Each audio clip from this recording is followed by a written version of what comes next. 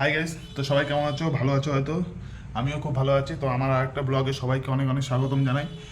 তো আজ মহাশিবরাত্রি, তো সবাইকে শিবরাত্রির অনেক শুভেচ্ছা রইলো। তো আজকে প্রথমে স্নান টান করাই হয়ে গেছে, দেখো স্নান হয়ে গেছে আমার অলরেডি। স্নান হয়ে গেছে, তো বাড়িতে জল ঢেলে তারপরে যাবো আরও 2 জায়গায় জল ঢালতে। তো কোথায় জল ঢালতে যাবো তোমরা সাথে থাকো আর দেখতে থাকো। তো ফাইনালি আমি রেডি হয়ে গেছি। তো 4 প্রহর বলে জল ঢালতে হয়। 4 প্রহরের মধ্যে সকাল, দুপুর, বিকেল আর রাত্রি, সন্ধ্যায়, যাই হোক সন্ধ্যায় জল ঢালতে হয়। তো তার মধ্যে দুপুরে যেটা মানে সকালে যেটা 12টার আগে ঢালতে হয়, তো সেটা আমি আমার বাড়িতেই ঢেলে নিয়েছি। আমার বাড়িতে শিবলিঙ্গ রয়েছে, তার মাথায় জল ঢেলে নিয়েছি অলরেডি। আরও 3 জায়গায় ঢালবো। তো এরপরে যেখানে ঢালবো সেখানে গেলেই তোমরা বুঝতে পারবে যে আমি কোন জায়গায় জল ঢালছি। আর দ্বিতীয়ত যে জায়গায় ঢালবো সেটা হলো একটা বিশেষ কারণ রয়েছে। তো আমার যে বইয়ের দিদা, সে মানত করেছিল যে বিয়ের পরে বরকে নিয়ে একসাথেই যাতে সেই মানতটা পূরণ করা হয়, তার জন্য একটা কালকে টিকলি কেনা হয়েছে। তো সেটাই মানতটা পূরণ করবো সেখানে গিয়ে।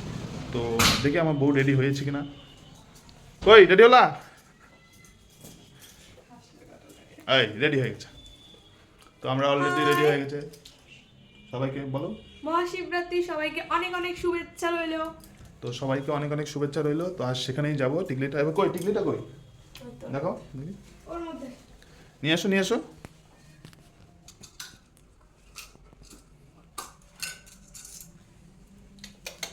তো দেখো বন্ধুরা কেমন হয়েছে, তোমাদের ক্যামেরার সামনে নিয়ে এসে দেখাচ্ছি। তো কেমন হয়েছে সবাই একটু কমেন্টে জানিও, এটা আমরা দিব।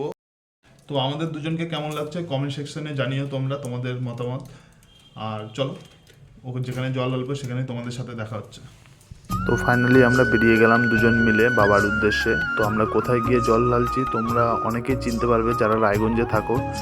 তো সেই জায়গাটা গিয়ে দেখা হচ্ছে, তোমরা দেখে বলো যে সেই জায়গাটা তোমরা চিনতে পারছো কিনা। রায়গঞ্জে যারা থাকো তারা অবশ্যই চিনতে পারবে। তো সাথে থাকো আর দেখতে থাকো।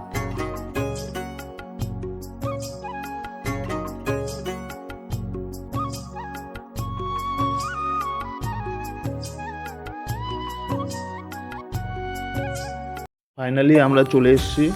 তো এতক্ষণে তোমরা বুঝে গেছো যে কোথায় আমরা জল ঢালতে আসছি। হ্যাঁ, দেবপুরীতে এসেছি আমরা জল ঢালতে।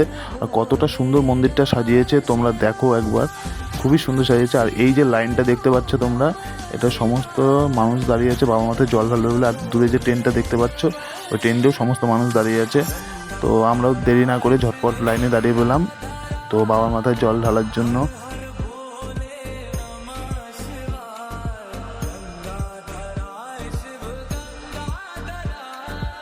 আস্তে আস্তে মন্দিরের উপরে ওঠা যাক। দেখো মন্দিরের উপরেও কতটা লাইন।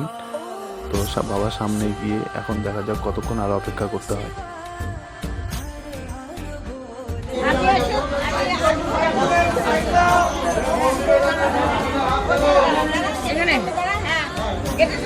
ফাইনালি মন্দিরের সামনে আমরা চলে এসেছি। আচ্ছা একটু খালি এই মন্দিরে এসে সবচেয়ে যেটা ভালো লাগলো যে অ্যারেঞ্জমেন্টটা, যে মন্দিরের উপরে বেশি একটা গ্যাঞ্জাম হতে দিচ্ছে না। 10 জন করে ছাড়ছে, আবার 10 জন নেমে আসলে তারপরে আবার 10 জন ছাড়ছে। এই জিনিসটা খুবই সুন্দর। আর সবাইকে মন্ত্র উচ্চারণ করে সবাইকে পূজা দেওয়ানো হচ্ছে। এই জিনিসটা খুবই ভালো লাগলো আমার কাছে।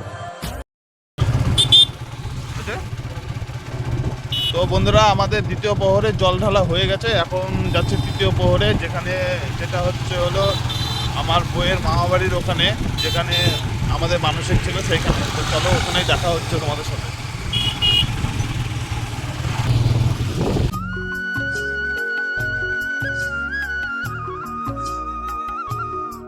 দেখো বন্ধুরা, দু সাইডে কত সুন্দর সবুজে সবুজ, মাঝখান দিয়ে রাস্তা। আমার তো খুব ভালো লাগছে। তোমাদের কেমন লাগছে কমেন্টে জানিও। বন্ধুরা আমরা পৌঁছে গেছি মন্দিরে। তো আস্তে আস্তে মন্দিরের ভিতরে ঢোকা যাক। এই যে হলো সেই মন্দির যেখানে আমার বইয়ের মানসিক রয়েছে। তো সেখানেই আজকে পূজা দেব। তো এখন সব পুজোর জোগাড় হচ্ছে। দেখো সবাই জোগাড় করছে পুজোর, এখনও পুজোতে বসেনি। আর এদিকে চলো তোমাদের একটু দেখাচ্ছি ঠাকুরটা। দেখো কত সুন্দর ঠাকুর। এখানে 3টা ঠাকুর রয়েছে, ব্রহ্মা বিষ্ণু মহেশ্বর, শিব পার্বতী, আর একটা হয়তো শুধু শিব রয়েছে। তো দেখো তোমাদের কেমন লাগলো ঠাকুরটা। আর এদিকে বট গাছ, আর এখানে যজ্ঞ হবে। তো সন্ধ্যার সময় যজ্ঞ হবে। তো ওদিকে পুজো শুরু হয়ে গেছে। তো তোমরা দেখতে থাকো, সাথে থাকো।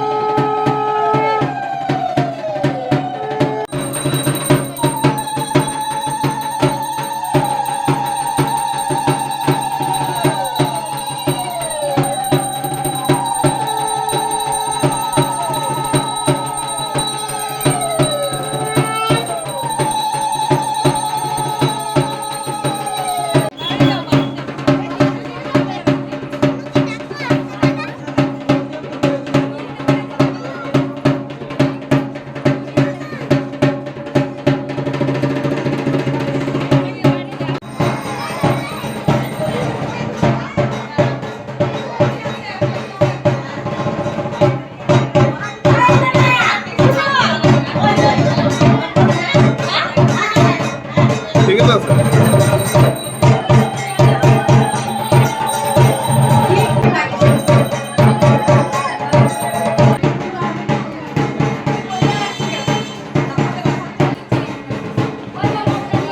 ওদিকে দেখো ওদিকে দেখো ভাই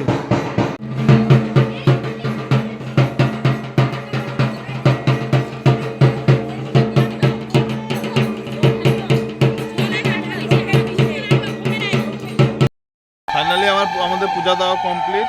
তো দেখতে থাকো পরে নেক্সট কোনো ভিডিওতে।